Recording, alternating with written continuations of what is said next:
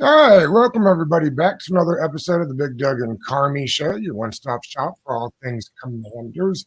George, we're not going to talk about numbers or names. We're going to actually talk some football today, get everybody's timeline right. Our guest today, back again from the WideLeftFootball.com, is Arif Hasan. Arif, thanks for joining us again, man. Good to see you again. Yeah, thanks for having me. Glad to be back. Absolutely. Tell us a little bit, Arif. I know that you've had a couple of different stops along the way. You're doing the Substack now. It's interesting how things have changed the last, 4 or 5 years. It used to be you had to have a specific home. I'm curious why you decided to do the Substack instead of something more like The Athletic, which I know you were at before. Yeah. No, I've been essentially at every kind of publication. I've been at newspapers. I've been at The Athletic. I've been at online only places like Pro Football Network. I started out as a blogger, right? I decided to go the newsletter route in part because the type of writing that I like to do is a lot more like in depth. It doesn't really do very well in terms of like newspapers and stuff like that. And honestly, it's not really great for search engine optimization and clicks, which is like really important if you're running a free website. It's really important to get the advertisers on board and stuff like that. And if you write fewer pieces that are longer, your readers will still enjoy that kind of content just as much, but you're just not going to get as many, people coming in terms of traffic numbers. And so I decided to start a Substack because it felt like people were still willing to pay for that kind of content. That's why I joined The Athletic. And it gives me a lot of freedom. I can write about whatever pitch to an editor. It's like, hey, I know that this is a good idea, right? My editor's like, I've never heard of this in my life. And it's like, trust me, I don't have to do that anymore. I can just see if I'm wrong, right? And figure out if, this or that is a good idea. And so far, it's worked out really well for me. It feels like it would have been a scary endeavor to jump off and get into your own thing. How long did it take you? Did you have somebody that convinced you, or were you just sure of your convictions and you got to take a leap? I had to be convinced. It was something where I was very nervous about it because, having an institution behind you gives you so much security in a lot of different ways, right? Not only just in terms of like, paying and health insurance and stuff like that, but also, maintaining, credential and getting access, people, recognizing your credibility when you have something to say. But, I had a couple of people like reach out to me, after I left Pro Football Network.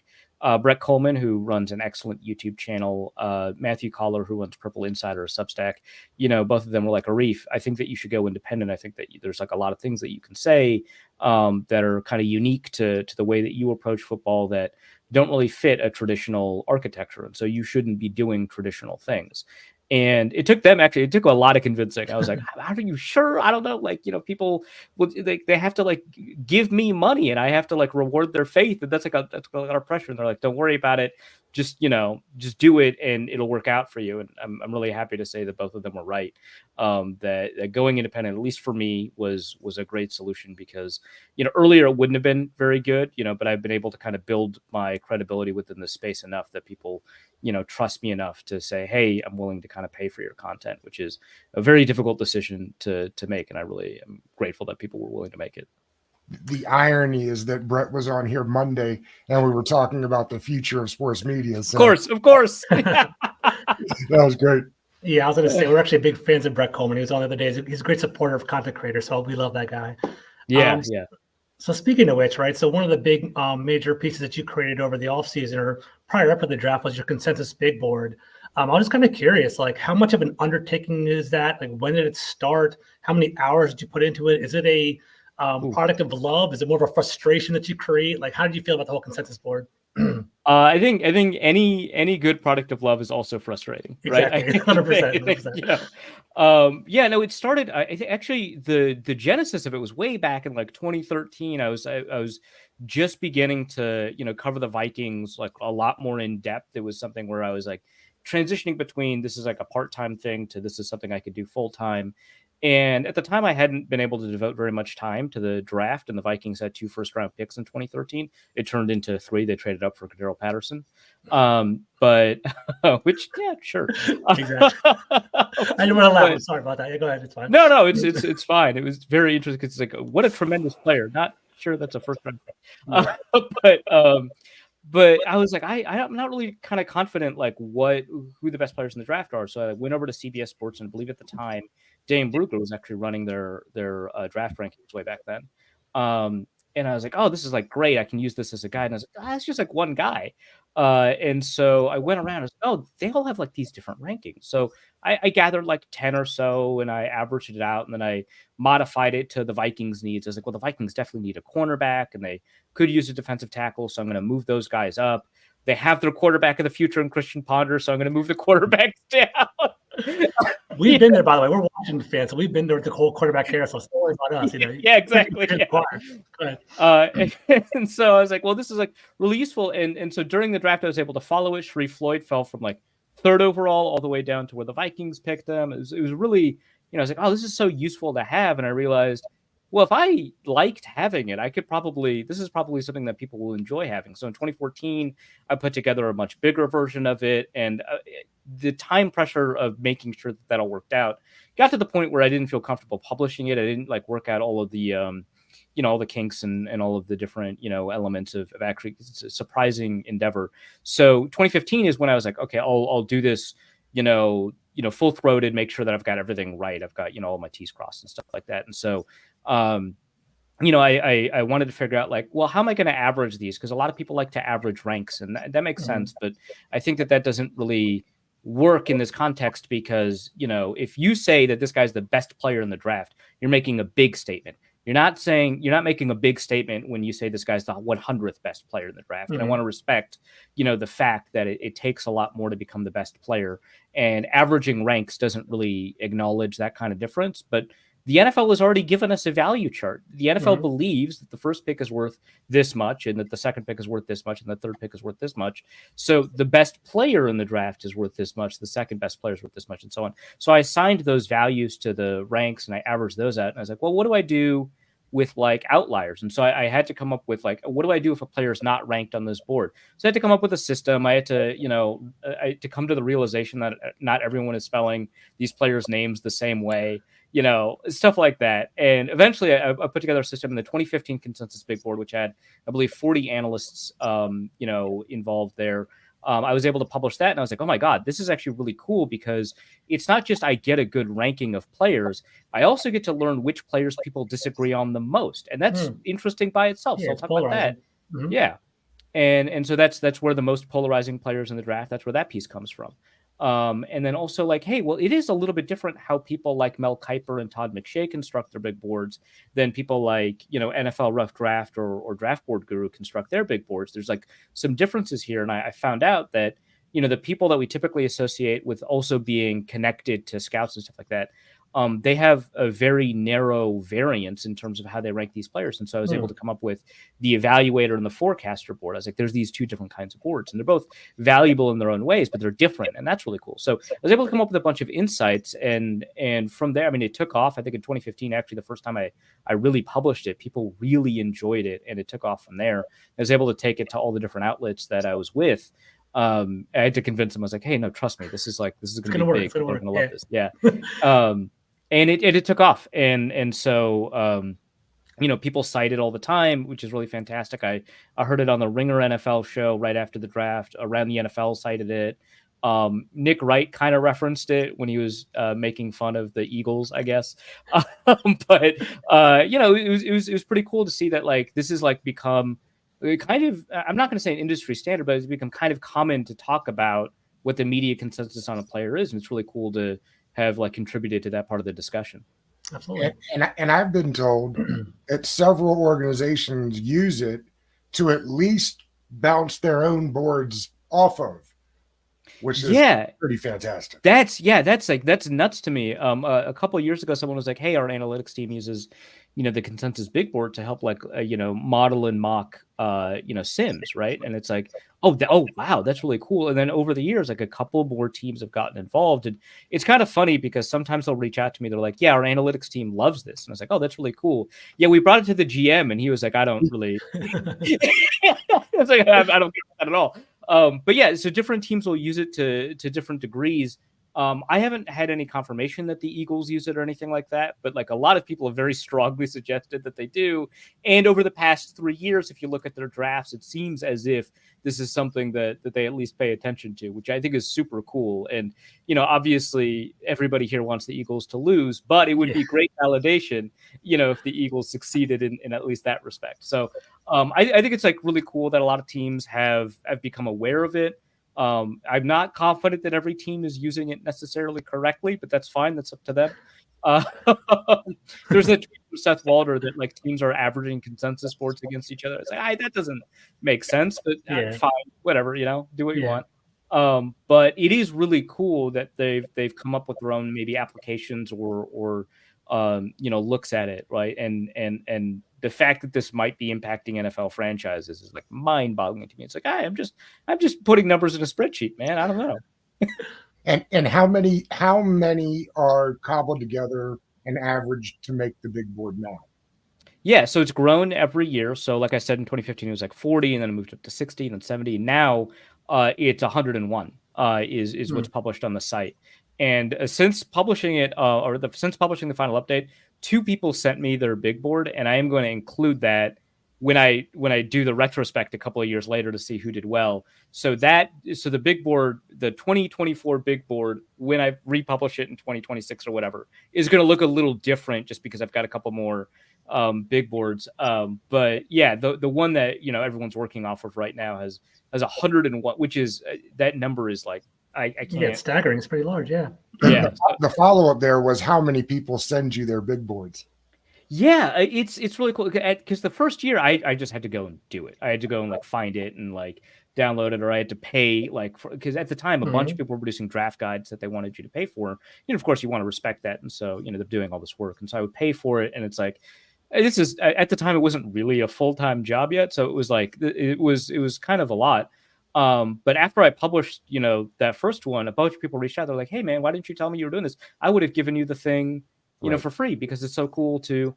And so, yeah, I think about 60% or something like that of my big boards are what people send me directly, or if they publish it on their site, they'll put it together in a spreadsheet and send me the spreadsheet, which is so much more useful than trying to copy and paste it from the website. Because then you have to do all this formatting stuff, and it's a pain. And they're like, well, I already have it in a spreadsheet, I can just send it to you. And sometimes they'll just send me their draft guides. It's like, hey, you charge like $20 for this. It's like, yeah, I want you to have it just so you can do this.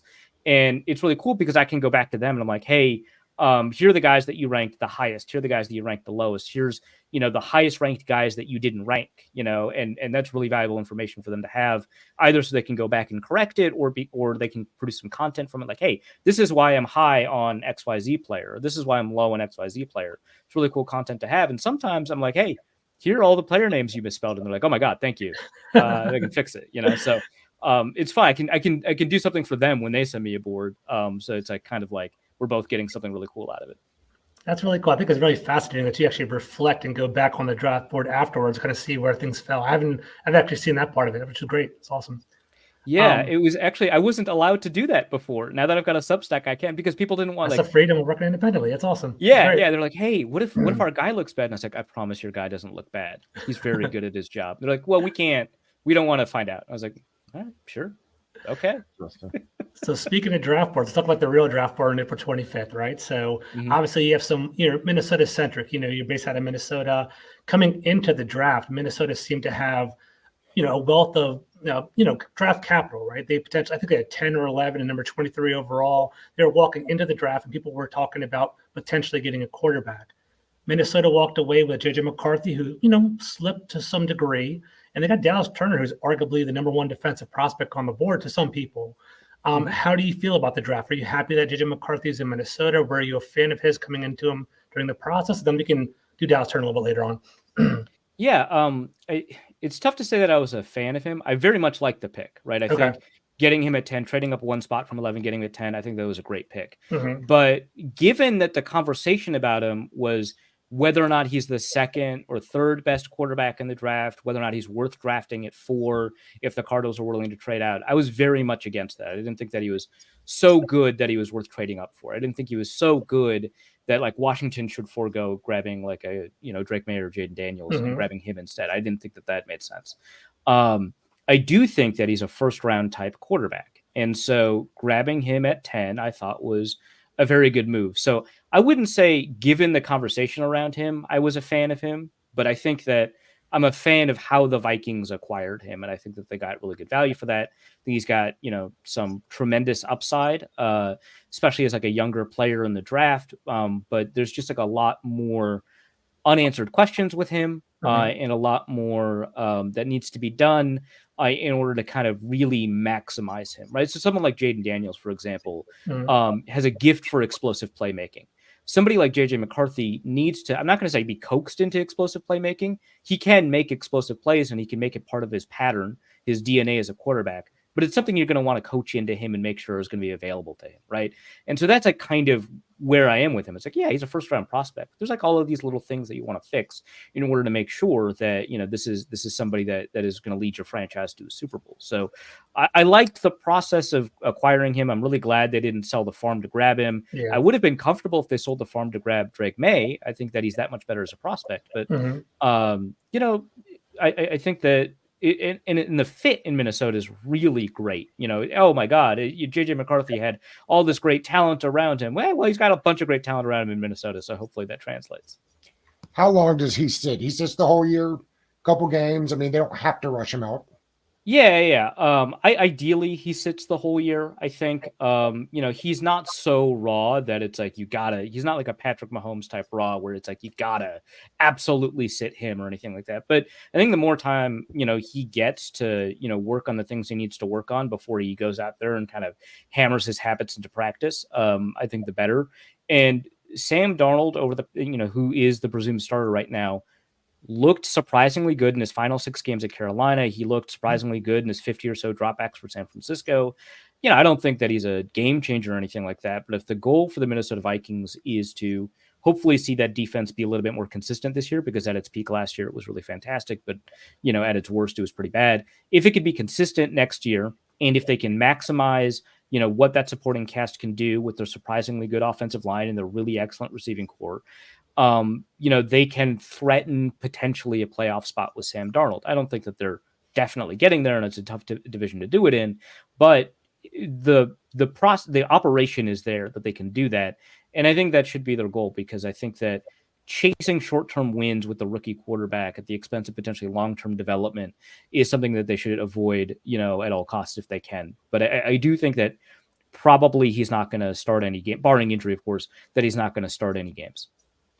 If we're looking at just the first round quarterbacks, Arif, who is set up to have the most success right away?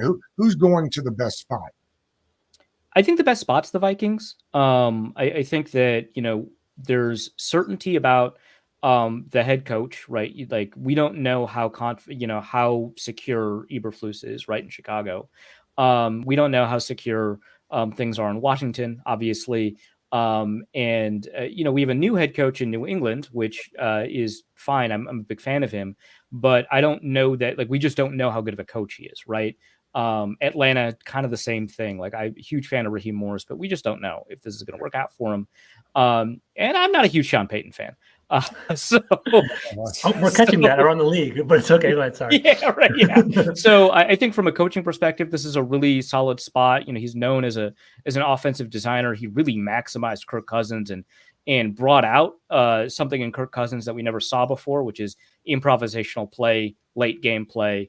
That was just not a feature of Kirk Cousins' his profile as a quarterback until he'd been here in Minnesota, and really only when he's with O'Connell, because he didn't exhibit that under Zimmer and Kubiak and all of the offensive minds that were there. So he really brought a lot out of Kirk Cousins. And so I think it's really good offensive coaching. I think it's really good offensive scheming, not like Shanahan level or anything like that, but I think that their schemes are generally, the way that they approach play calling is generally quite good. They obviously have an elite, receiving option, and they've got generally just very good receiving options overall. And that offensive line is finally like in a really good spot. It was one of the top offensive lines in the NFL last year, which is, like, as a Vikings fan, it's like a very Like that hasn't happened since like 2009. It's like such a difficult thing to conceive of. But yeah, it's a great offensive line. And I don't know that that's the case anywhere else where the receiving options are good, the offensive line is good, and the coaching is great. Like Chicago has a bunch of really great receiving options right now. That offensive line's a lot better than I would have expected it to be.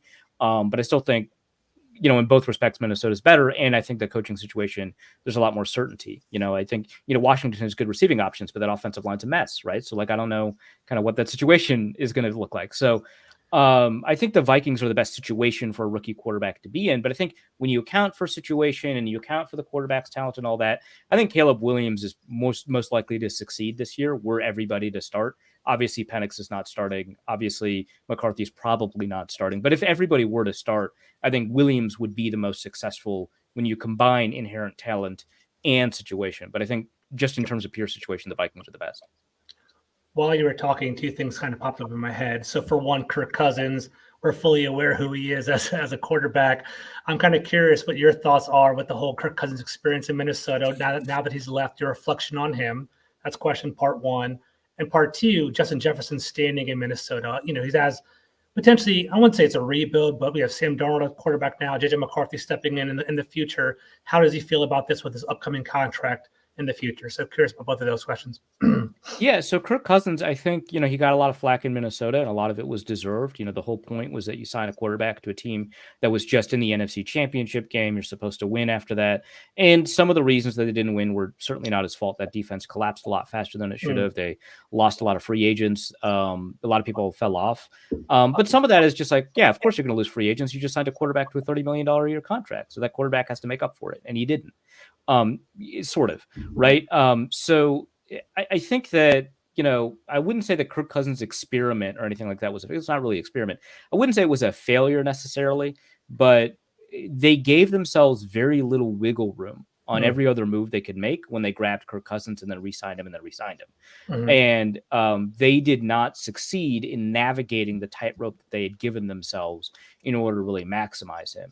I would say that Cousins, especially in the final 2 years, played above his contract, but not enough to get over that margin of error that they needed to get over. Good answer.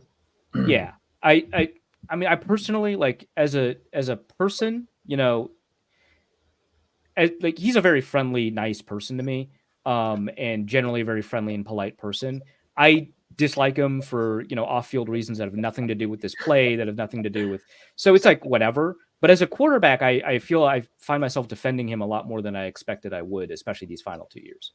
Gotcha. Are you surprised? I was always surprised that after Kirk, at least the quarterback contracts weren't fully guaranteed. Like when that happened, I did not think we were going to get the toothpaste back in the tube. And yet he's basically the start and the end of the guaranteed stuff. I mean, Deshaun Watson.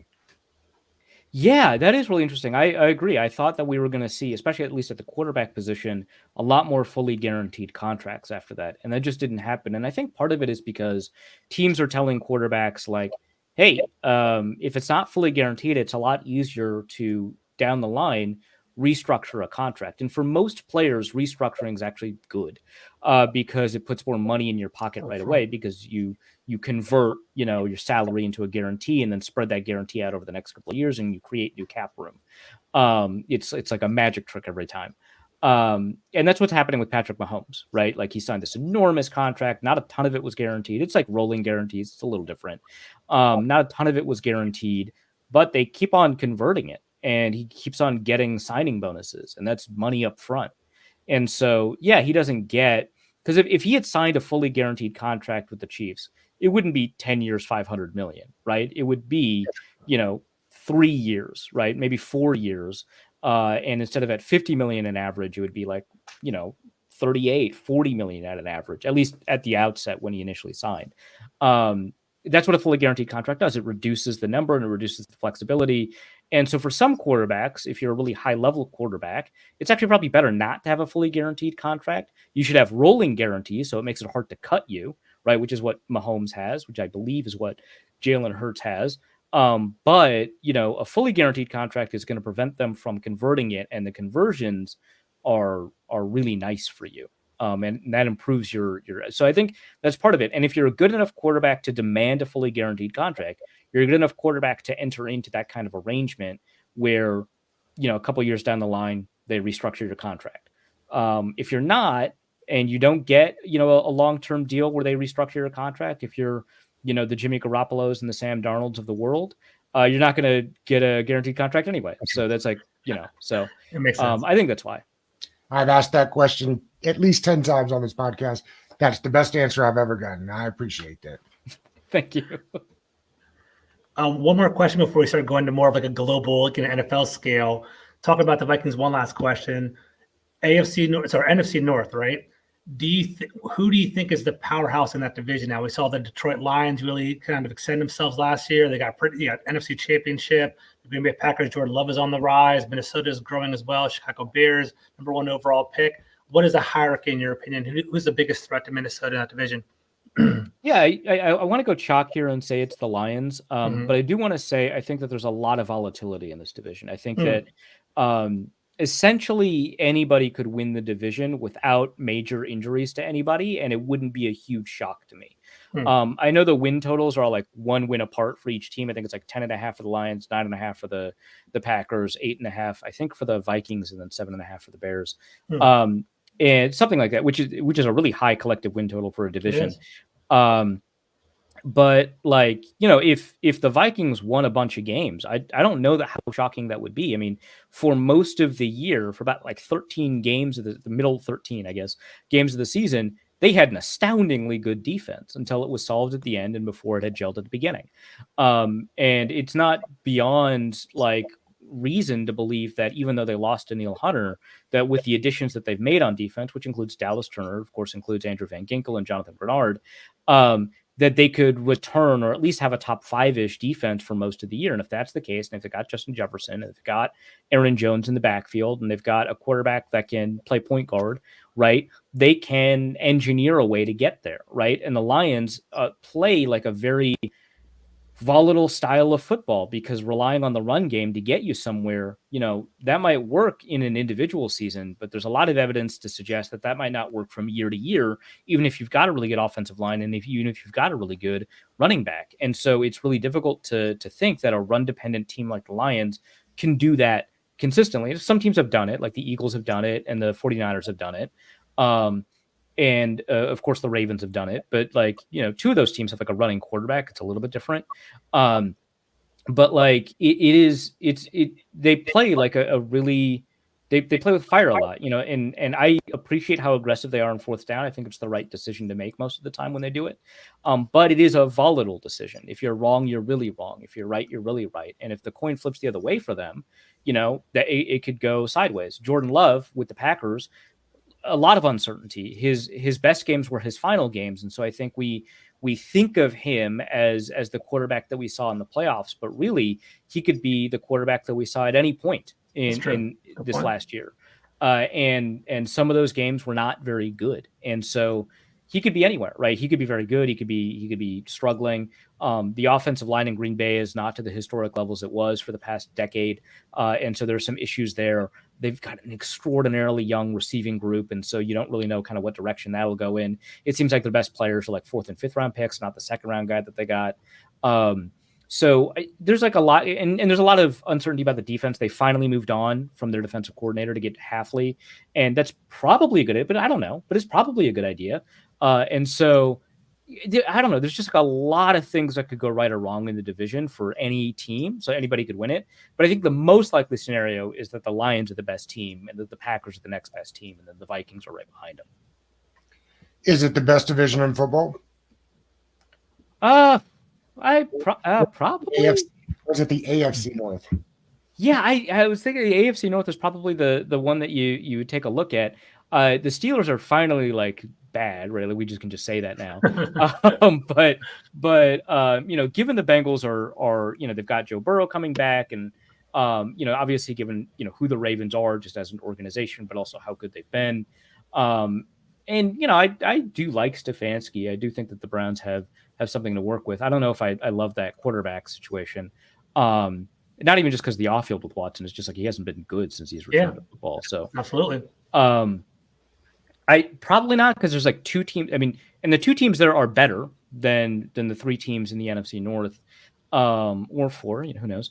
But even though those two teams are like in a class above anybody in the NFC North, I still think the fact that anybody in the NFC North has the ability to win the division and also potentially win a playoff game, with that, I think it kind of gives you a more even spread of talent. So I guess the NFC North is probably more talented.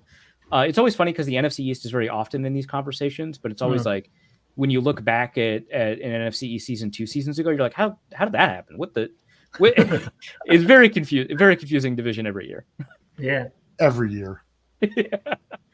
Arif, one of the big things that's all over social media right now, and I'm curious your thoughts on the landscape, how we fix it, but aggregators are like the big word that we're talking about now. And I'm not sure how we fix it other than trying to explain to people, don't yell at the aggregators on their post. It's only giving them more views. Tell us a little bit about the aggregators and what on earth we're supposed to do about it. Because it's frustrating for a lot of people.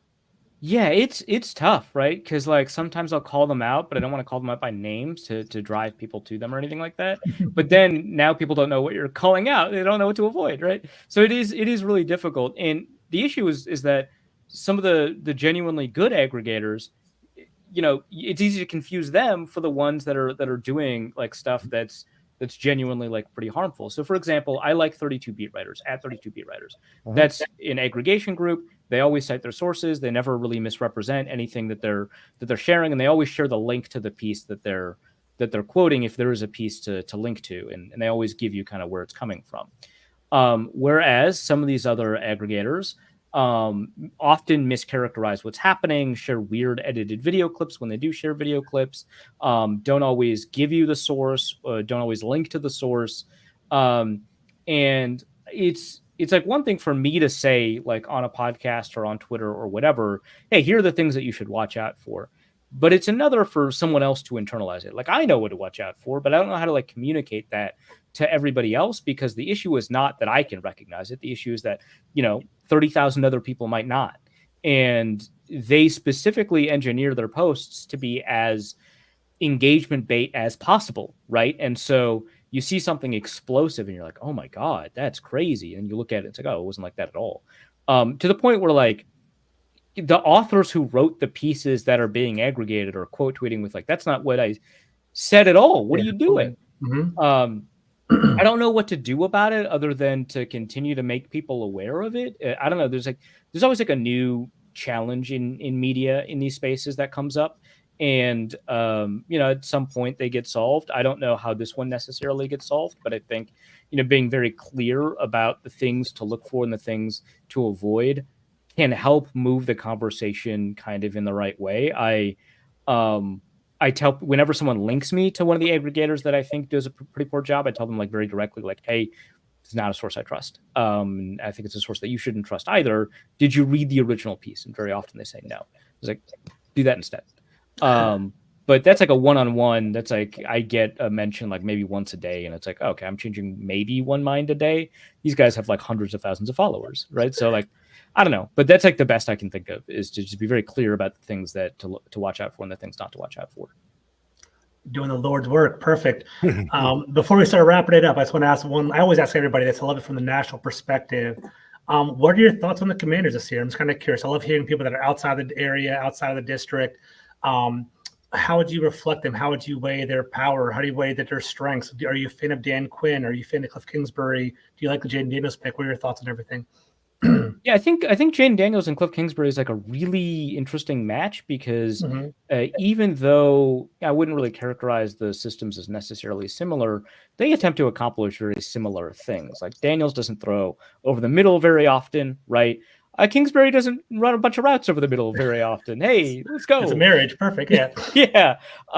And I think that kind of the quick processing that Kingsbury kind of wants, the way that he wants receivers to run those routes, it does fit kind of what the receivers are capable of. I think having gadget type players has always been kind of valuable to Kingsbury. I mean, it's the reason that, you wanted Rondale Moore, for example. And there's like a couple of those in Washington that can help. Having like a contested guy like Jahan Dotson, is always good to have, and I think that there's something there where you kind of see the fit, but I am just generally skeptical overall of Kingsbury and his ability to adapt, especially in the second half of seasons, because it very much seems like that offense has been stale. And in Arizona, we saw that a lot, where the offense was fairly good in the first half of the year, and then in the second half of the year fell off. And maybe it's because as a head coach, he didn't have as much time. It could be the case, but until we see more evidence, I'm a little bit concerned about that. I mean, I like Dan Quinn. I don't know that. I don't know for you. Yeah, like it's not like I think that he's a bad coach. It's just I haven't seen a ton of evidence that he's a good one, right? And so I kind of want to see what happens there. The offensive line situation is borderline catastrophic. I don't. Not great. Yeah, it's not great. We talked about it. But and I don't know that Jane Daniels is the right quarterback for a bad offensive line situation. Obviously, like, oh, we got a mobile quarterback, but like he invites pressure and he seeks contact, right? So even though he's a mobile quarterback, he doesn't really buy time, right? When he scrambles, he doesn't keep his eyes up very often. He very much runs, and so obviously you can coach that, but like he's been coached for a while. He's a fifth-year guy. I don't know that they didn't try to coach him that in college, so. I don't know. It's a tough match. The defense 2 years ago was so good, and it feels it sucks that the Washington defense isn't I think poised to, maybe with Quinn we'll see back again. Yeah, but the pass rush isn't what it was. Obviously they lost some guys. Did they? I don't know if they kept Cameron Curl. Did they keep him? No, the Rams. Yeah, and they just not wanted him because he didn't get the huge payday that I think a lot of people thought he was going to get. I want to say it was 6 or 7, maybe, George, per year. Something along the lines, below 10, sub 10 for sure. Get 10 or 11. Okay, yeah. So I think they just must have not liked the fit in Washington with the new scheme. But yeah, it might have been a scheme thing, and that actually does kind of. I mean, I could see him playing the Chancellor type role, but I get it. I just I feel like the defense has had a lot of potential, and I don't know that they still have that potential. But if it turns into a pretty good defense, I wouldn't say that I'd be shocked. It's just like not on my level of expectation for year one. They turned over 57% of the roster. They lost a lot of potential. Yeah. The most. Wow. Okay. They kept Jonathan Allen, I guess. So they got John Allen and Deron Payne. So we got that. But yeah, Washington manages to find linebackers like all the time. So, maybe we'll do it again. Maybe we'll find another Cole Holcomb, right? So they got Bobby Wagner. Okay, yeah. Well, I mean, that's not a long-term solution, but he played reasonably well last year. Overrated last year, but still good. Kind of one of those situations, right? So, Luvu they brought in another exciting. I like Luvu a lot. Great pass rushing outside linebacker or off-ball linebacker. A unique role. I was surprised he didn't get much of a market, but he plays a pretty unique role in a defense. So that's probably why he's not like the Minnesota Vikings signed Blake Cashman, and Cashman I think signed for more than Luvu did. I think Luvu's better at his job than Cashman is at his, but it's harder to find a spot for Luvu. So if Quinn knows how to use him, fantastic. We've been wrapping all these up in case we don't see you. It's 6.5. The win total for Washington 6.5 wins. You're taking the over or under on that, Arif? I don't have a good intuition for how difficult the schedule for Washington is. Obviously, they play the NFC East, but I guess I take the under on that, just because a rookie quarterback in a situation that is maybe not ideal for his particular skill set, strengths, and weaknesses, it's going to be difficult. Yeah, I hate going on to other teams' podcasts and saying that the team's not going to meet the win total. That's fine. Being honest, it's fine. Yeah, consensus boards, we got to make it work. Yeah, exactly. Arif, what we got coming up next on the Substack? So I've got a piece that breaks down Dallas Turner in a lot of detail. I've got access to the statistical insights from PFF and a new statistical company called StatsBomb and Sports Info Solutions. I've got like a bunch of quotes from various scouting reports I've gathered just because of the consensus big board. It's get like a long, like 4,000 word kind of deep dive into what the Vikings might be getting out of Dallas Turner based off of all of the information that we have available to us. So that's going to be coming out soon. I saw somebody comp him to Dante Hightower the other day. I don't love that.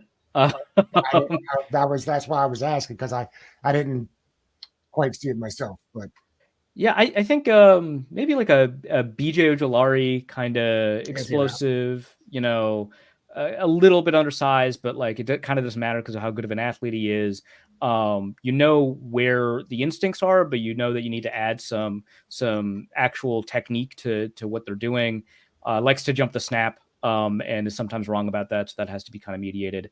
So I think there, and then a Minnesota Vikings comp is probably closer to Everson Griffin, but Griffin had like a really great spin move. And Turner could develop one, but that's like the thing that's characteristic of Griffin to me. But I think all of the other elements of Griffin's play, aside from the size, kind of match what Dallas Turner does. And I think those are better because, Hightower, Frankie Lou was closer to Hightower than Dallas Turner. Yeah, about to say, it's a little bit different. Yeah. Arif, you're the best, man. We appreciate your time. Have a good one. Thank you. Yeah, thanks for having me. See you. See you.